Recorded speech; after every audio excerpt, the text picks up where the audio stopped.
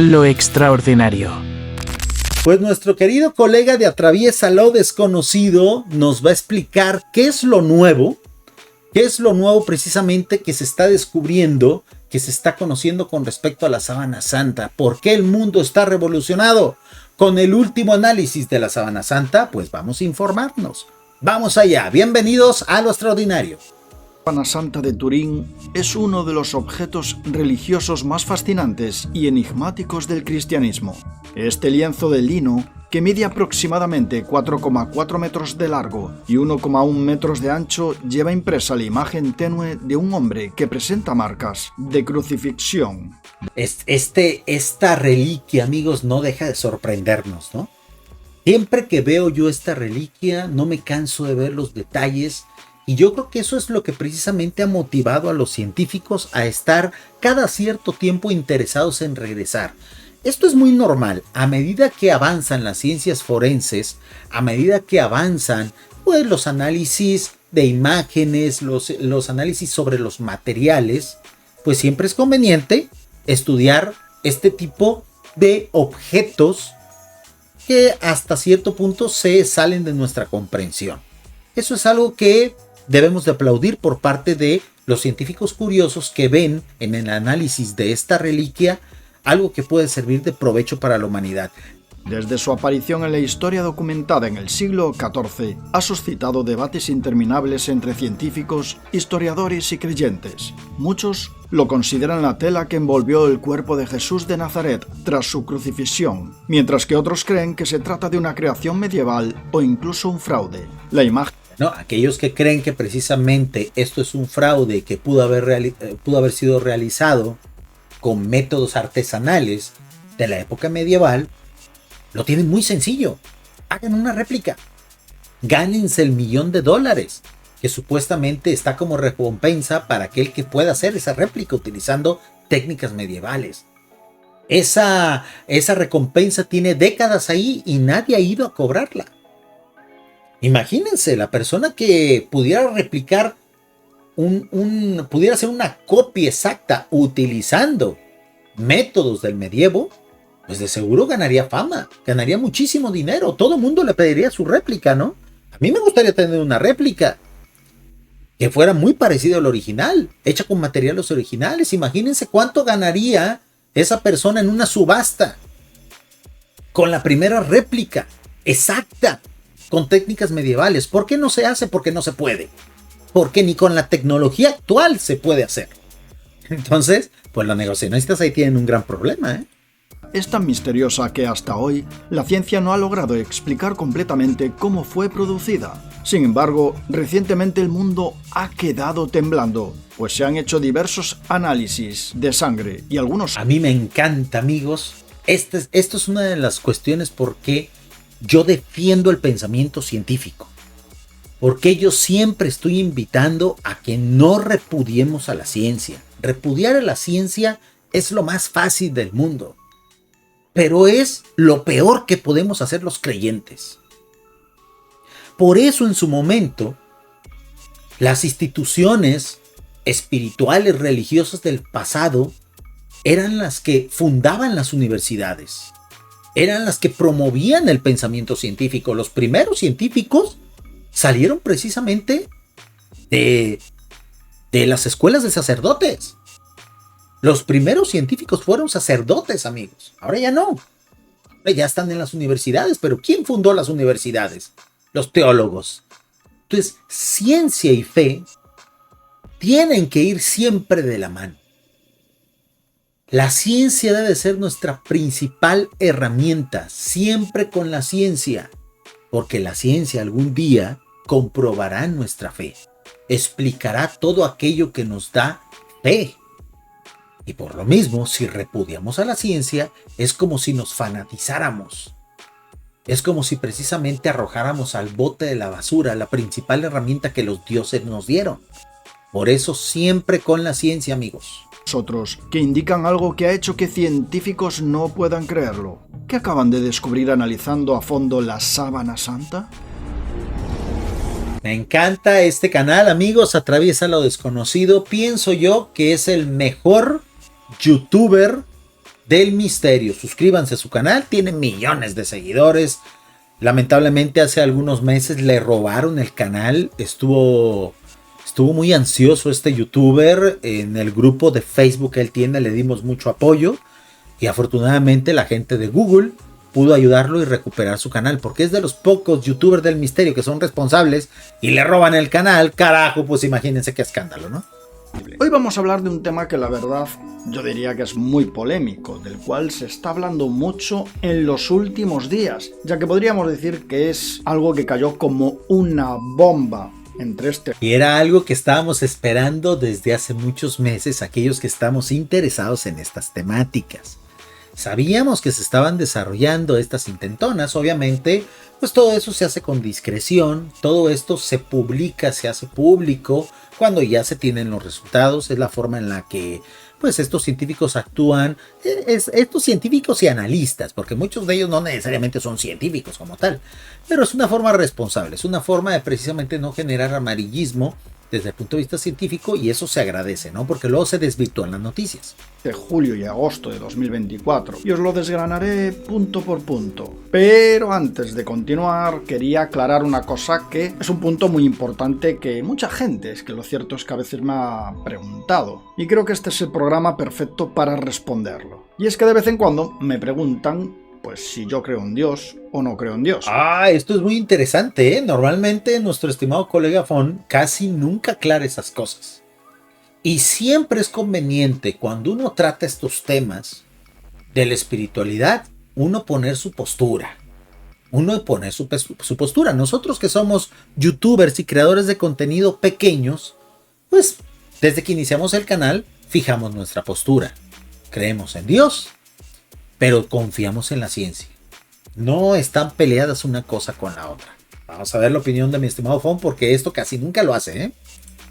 Y lo cierto es que siempre respondo lo mismo, porque, bueno, hay que decir que la ciencia no puede decir a día de hoy exactamente, no puede responder exactamente esa pregunta. Así que, bueno, es cuestión de las creencias de cada persona creer en algo más grande, en algo que pueda haber más allá o no. Depende de cada persona y yo creo que es respetable totalmente. Es decir, coincido totalmente, amigos, ¿eh? Coincido totalmente y es la opinión más correcta. Ahora, yo no sé por qué tuvo que hacerse en un momento dado una división entre tener un pensamiento científico y tener que renunciar a la posibilidad de la existencia de un Dios. Yo no sé cuándo se hizo la división, hasta hace algunas décadas.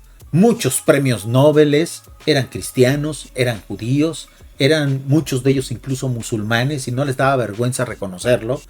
Ahora la tendencia es ser materialista y eso está bien visto. Cuestión de modas. Algún día eso pasará de moda y regresará a la cordura, ¿no?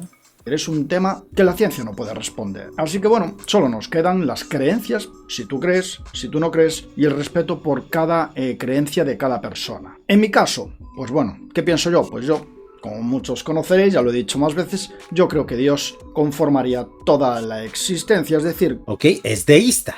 Es deísta como muchos de nosotros, ¿no? Para mí Dios es algo que va mucho más allá, lo es todo, absolutamente todo, el multiverso, si queréis llamarlo así. Es decir, yo creo que Dios no es ninguna persona ni nada de eso, Dios lo es todo, y todos formamos pequeñas partes de él, porque... Muy bien, mi estimado Fon, pues quiero decirte, mi estimado Fon, que eres urantiano, pero no lo sabes. Hay mucha gente que dice, oye, pues yo pienso que Dios es esto, esto y esto. Están describiendo al Dios del libro Urantia, ¿eh? Entonces yo siempre les digo, bienvenido al club, eres urantiano, pero no lo sabes. Todo es universo. Claro, Dios, al ser absolutamente todo, tiene la capacidad de autocrear todo o autodestruir todo, porque él... Sí tiene la capacidad, pero no lo hace, porque a Dios le encanta más la creación que la destrucción. Tanto así que ya está preparando la próxima edad de la creación. Siempre que veo esta foto, esto que de repente se ha empezado a descubrir y a ver precisamente con los telescopios que están en órbita, los telescopios espaciales, pues siempre pienso y me imagino que esto es apenas el comienzo. Estas imágenes donde se ven el montón de galaxias es apenas el comienzo de la próxima edad de la creación. Qué maravilloso es Dios al respecto, ¿no? Y sí, mi estimado Fon, fíjense, acaba de describir al Dios del libro Urantia. Me gustaría, algún día se lo voy a preguntar en su grupo de Facebook, donde me gusta mucho participar. Es un gran creativo, es uno de los pocos youtubers que yo admiro, lo he dicho muchas veces en estos espacios, en los videos que subimos también al canal de Lo Extraordinario. Lo admiro bastante porque es muy ecuánime, es muy sincero y faltan muchos youtubers con él. Pues miren, yo le voy a contactar, le voy a decir en el grupo, oye, mi estimado Fon, ¿conoces el libro Urantia? Porque pareciera que crees en el Dios del libro Urantia, ¿eh? Precisamente es ese todo, y dado que todo parece misteriosamente seguir unas leyes, yo pienso que eso que conforma todo pues se rige por sus propias leyes, números, cosas que tienen unos valores determinados. Por ejemplo, la velocidad de la luz es 300.000 km por segundo en vacío. En este superuniverso, amigos, en otros superuniversos, quién sabe cuál sea la velocidad de la luz. No puede ser 380.000, tiene que ser esa velocidad. Es decir, todo se rige por unas leyes y números que están ya determinados. Pero claro, es que si no fuera así, es que si lo pensamos no existiría este universo. Exactamente, el universo que proponen los materialistas es imposible. El azar no crea nada. La casualidad no crea nada, no genera nada. El día, y por eso yo soy uno de los grandes entusiastas y promotores de que se desarrolle la inteligencia artificial, el día que la inteligencia artificial más avanzada, la que se logre con computadores cuánticas, pueda hacer un modelo de proyección a partir de las teorías materialistas, esa misma superinteligencia, esa misma supercomputadora va a decir, están incorrectos en sus cálculos. Dios existe. Hasta una inteligencia así va a reconocer la existencia de Dios, amigos. Y ahí ese será un momento memorable e inolvidable para nuestra civilización. Este universo se basa en esas leyes, en esos números, por lo que finalmente podríamos llegar a la conclusión de que la vida pudo ser creada en este universo a propósito. Pero es que exactamente, la evolución asistida, amigos. Mi estimado Fon, ¿dónde estaban esos conocimientos urantianos? No te los conocía, hijo. Hay otra opción, y es la de que, como todo puede ser eterno, los multiversos pueden crearse y destruirse con todo el tiempo del mundo. Así que se pudo dar el caso de que uno exactamente fuera este universo, que fuera de esta manera y que justo acabara en vida. Muy bonitas imágenes, amigos, muy bonitas imágenes. Vamos a buscarlas porque me encanta para hacer contenido que está relacionado al libro Urantia. Es una maravilla. Yo no sé si de repente Fon tenga alguna productora o las hizo con inteligencia artificial, pero muy bonitas imágenes, amigos del podcast. Pues los invito a que vean precisamente la versión en video de esto que estamos haciendo, porque este directo va a ser muy gráfico, ¿ok? Así que bueno, mi conclusión es que son cosas que se escapan a nuestro entendimiento porque sencillamente no sabemos qué ocurrió. Entonces, bueno, ahí es donde entra pues la creencia de cada uno. Ya ahí, pues según las creencias de cada uno, pues fueron surgiendo poco a poco religiones y bueno, cada una con su adoración. Sí, pero no hay que confundir, amigos. Las religiones como tal no tienen nada que ver con Dios. Dios no es religioso y no es un cliché el que estoy repitiendo. Porque sí, uno puede decir, es que Dios no es budista, ni es musulmán, ni es judío. Dios es amor. Esas son frases muy bonitas, suenan muy bien y sirven para hacer post en Facebook, ¿no? Para los abueletes de Facebook. Pero no es un cliché. O sea, las religiones son un invento humano, aderezados un poquito con ciertas comisiones de ángeles que se encargan de promover las religiones en los países, ¿no? En los mundos, perdón, y en los diferentes países. Pero Dios está más allá de las religiones. Dios incluso está más allá de las humanidades. O sea, el día que nosotros entendamos que nosotros somos súbditos de una creación, entenderemos cuál es nuestro lugar y entenderemos cuál es nuestro valor particular a un ser superior o creador. Ahora bien, desde los tiempos en los que el cristianismo estaba en auge, surgió algo interesante, y es que en el año 1350 se encontró y se mostró al mundo, a todo el mundo, una tela que se afirmó se usó para envolver a Jesucristo después de la muy archiconocida crucifixión, ¿no? Esas son las fechas en las que se mostró al público, pero hay vestigios históricos del manto, o al menos de lo que era el rostro de Jesús previo. Desde el siglo III, desde el siglo incluso, creo que desde los años 200, desde el siglo II, hay cierta constancia, lamentablemente. Pues en aquel entonces no se databan las cosas, ya la costumbre de datar las cosas es más reciente, es precisamente del medievo, de llevar registros, de hacer al menos ciertas representaciones pictóricas de hechos históricos. Es más reciente, es del siglo VIII, del siglo X para acá, ¿no? Pero previo hay ciertos relatos, ciertos vestigios que dicen que esto ya existía. Nada más que solamente se mostraba el rostro, ya luego se desenvolvió y se mostraba toda la sábana completa. Y se hacía de manera eventual, no crean que estaba constantemente expuesta, sino ya ni siquiera existiera, ya se hubiera desbaratado por estar tan expuesta a los elementos, ¿no? No, esa sábana, la sábana que se usó para envolver ese cuerpo, pues es de lino, y muchos revelaron que efectivamente se usó para envolver el cuerpo de Jesús. De hecho, en la Biblia, en Mateo 27, 59, 60... La Biblia, un libro para nada divino, escrito por seres humanos, y que no es una muy buena referencia histórica que digamos, ¿ok? Dice: entonces José tomó el cuerpo, lo envolvió en una sábana nueva y lo puso en un sepulcro nuevo que había cavado en la pared de la roca. Luego cerró el sepulcro haciendo rodar una piedra muy grande para tapar la entrada. Después de hacer esto, se fue. Una sábana que se conserva, por cierto, desde el año 1578 en la capilla real de la Catedral de San... Esa es la época, por eso dicen, se hizo en esa época, se hizo 50, 100 años antes. No, es cuando ya precisamente llegó a manos de aquellos que la custodian en la actualidad. Ha pasado por diferentes lugares, pero ya es cuando ya se hizo pública, vamos a llamarlo así, la reliquia. Pero hay vestigios anteriores.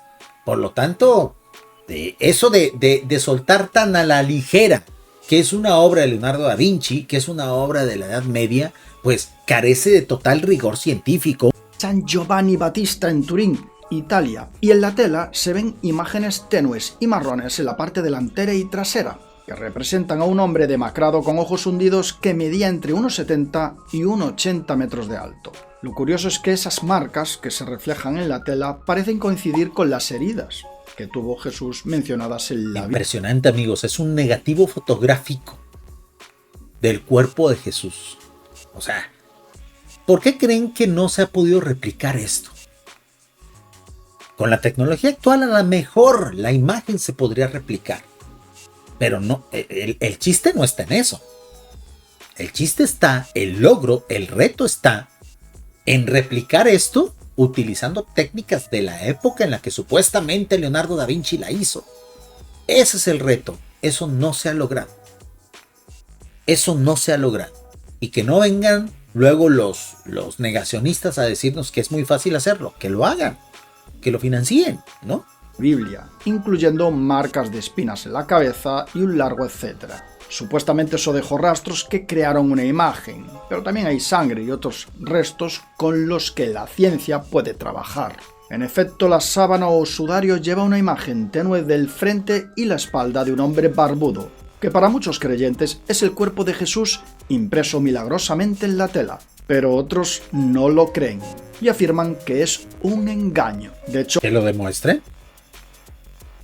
Todo aquello que representa una afirmación o una negación extraordinaria requiere de pruebas. Es más fácil demostrar algo que es fraudulento a algo que es real. Es mucho, mucho más fácil. Siempre va a ser más fácil desmontar un bulo que confirmar algo que realmente existe. Por eso se premia lo segundo, demostrar algo que estaba propuesto y luego, utilizando el método científico, confirmarlo y volverlo teoría. Desmontar un bulo, una falsificación, siempre va a ser más fácil, requiere de menos esfuerzo. Una investigación realizada a finales de la década de 1980 dató el sudario en la Edad Media y a cientos de años después del fallecimiento de Cristo. ¿En qué se basó la investigación de finales de los años 80? Pues en el carbono 14. Fue el carbono 14 es el peor método para datar cosas que han sido irradiadas. Es el peor método que se puede utilizar para datar cosas que han sido sometidas a energías que todavía desconocemos. Pero bueno, era lo que se tenía en esa época, ¿no? Reveló que fue fabricado entre 1260 y 1390 después de Cristo. Imagínense el rango de error que tiene eso, ¿eh? Es como si nosotros hiciéramos ahorita una encuesta y dijéramos, bueno, pero tiene un margen de error del 20%. Esa encuesta no sirve, ese método no sirve con ese tremendo margen de error, ¿no? Recordemos que la datación por carbono 14 es un método usado para determinar la edad de objetos que contienen material orgánico, como huesos y artefactos antiguos. Siempre y cuando no hayan sido sometidos a energías radioactivas, porque ahí se mueve precisamente la medición. Isótopo radiactivo que se descompone a una tasa... Es un isótopo radioactivo que se ve influenciado por energías radioactivas desconocidas. Constante permite a los arqueólogos datar objetos de hasta 50.000 años. Y así fue como consideraron ese sudario como una posible falsificación que no ha sido replicada, insisto, amigos. Medieval. Bueno, muchos se aferraron a eso, ¿no? De hecho, hasta hace poco realmente mucha gente se aferraba a esa prueba de carbono 14 a indicar que, bueno, que todo era falso y que ya está, ¿no? Pero llegamos este año y hubo nuevos estudios y acaban de dar un auténtico golpe en la mesa y la polémica volvió a estallar. ¿Qué pasó? Exacto, amigos. La ciencia refutando a la ciencia. Y eso es lo bonito de la ciencia. Que la ciencia es la única disciplina de autocorregirse a sí misma, de lanzar siempre adelante un reto no solamente intelectual, sino también espiritual. ¿Cuánto tiempo tuvo que pasar? Tuvieron que pasar 4 décadas, 40 y tantos años, para que la misma ciencia vuelva otra vez a lanzar una apuesta hacia adelante. Un reto intelectual, un reto científico. Y todos aquellos que durante tanto tiempo dijimos, esa prueba del carbono 14 está mal, lo hacíamos pues desde nuestra creencia, porque nosotros entendemos a través de la fe qué fue lo que se hizo con el cuerpo de Jesús, pero no tenemos evidencia científica para hacerlo, no podemos replicar ese experimento, porque fue hecho a través de técnicas que solamente ciertos espíritus pueden realizar, espíritus que son capaces de encender estrellas, de movilizar planetas. Ninguno de nosotros puede hacer eso. No podemos decirle a uno de esos seres, oiga señor, ¿puede usted venir y explicarnos cómo fue que desfragmentó el cuerpo de Jesús a la mínima expresión? Pues en la vida va a pasar eso, ¿no? Entonces, afortunadamente los científicos, con su curiosidad, los verdaderos científicos, no los negacionistas, siempre están investigando, siempre están buscando. Y es a través de la ciencia que se puede refutar lo que anteriormente se afirmaba con tanta displicencia y con tanta seguridad. Este 2024, pues fijaos porque científicos italianos emplearon la técnica de dispersión de rayos X de gran ángulo para analizar el envejecimiento de la celulosa en el lino de la tela. Y tras muchas comprobaciones, resulta que el sudario se dató en 2000 años. Ahí está, mis amigos. La ciencia refutando a la ciencia. Y de seguro, ya cuando empiece a ver la capacidad de datar las cosas a nivel de partículas subatómicas, es que no me gusta utilizar la palabra cuántica porque la maldita New Age la ha desprestigiado, ¿no? Pero cuando empiecen a hacerse dataciones cuánticas, todavía será más preciso, porque son métodos indirectos, no son métodos 100% radioactivos como el carbono 14. Coincide justo. Además, los investigadores que acaban de hacer el análisis nuevo afirman que la datación por carbono de 1988 podría haber sido incorrecta debido a la contaminación de la muestra. Claro, lo que decíamos. Algo que ha sido afectado por radiación no puede medirse utilizando radiación. Lo extraordinario.